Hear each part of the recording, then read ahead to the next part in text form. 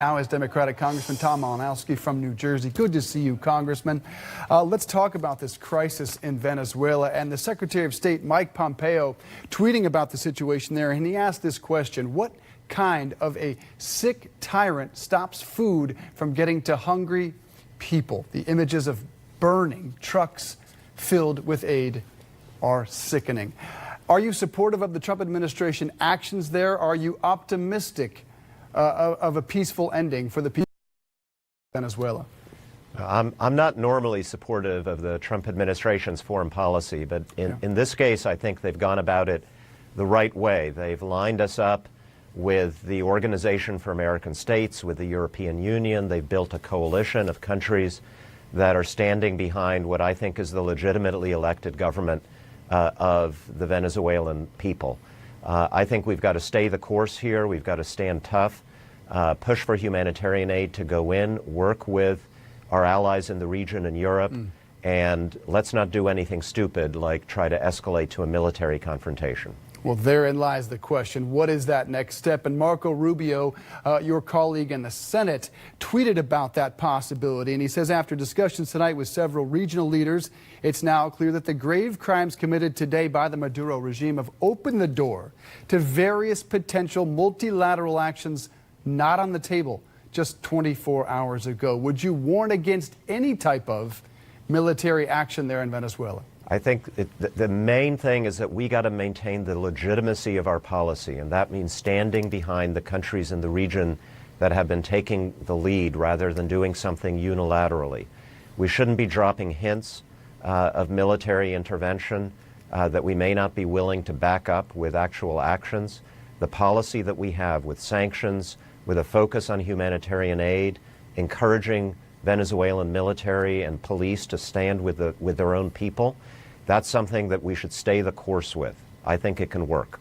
We'll get a better sense of the administration's plans and policies when Mike Pence, the vice president, gives a speech there tomorrow in Colombia, and Juan Guaido will meet with him. But I want to ask you about the week ahead in D.C. in the nation's capital. Michael Cohen, the former Trump attorney and personal fixer for Donald Trump, will appear before Congress, meeting at 3 different hearings, 2 closed door, 1 will be public. You are not on the committees that get to question Michael Cohen, but what would you like to hear? What are your colleagues after this week? Well, I think we should step back and remember what we already know. There's a lot we don't know, but we already know that Russia interfered in our election to help Donald Trump win, that the Trump campaign welcomed that assistance, that they didn't tell the FBI about what they were hearing from the Russians, that President Trump was building a tower, or trying to build a tower in Moscow with Putin's help all the way through the campaign, and he was lying to the American people about it. And then when the FBI director tried to investigate Russian interference, Trump fired him. All that stuff we already know.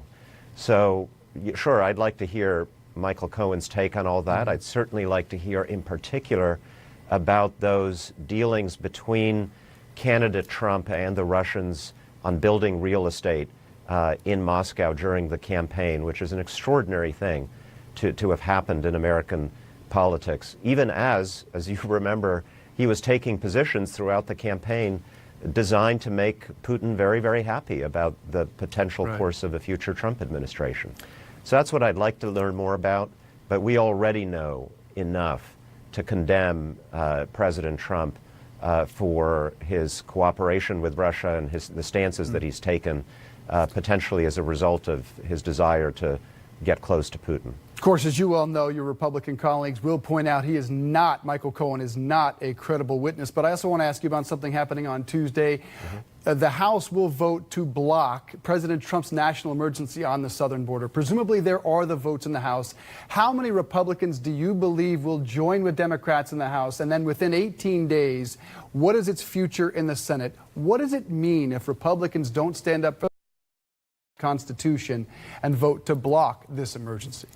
You know, we were just talking about Venezuela, where we have a crisis because a tyrant is usurping the constitution of that country, defying his elected Congress. And here in the United States, we have a president who is in effect doing or beginning to do the same thing. declaring a state of emergency to take money from the U.S. military to seize land from Texas ranchers, to build a wall that the Congress of the United States refused to give him money to build.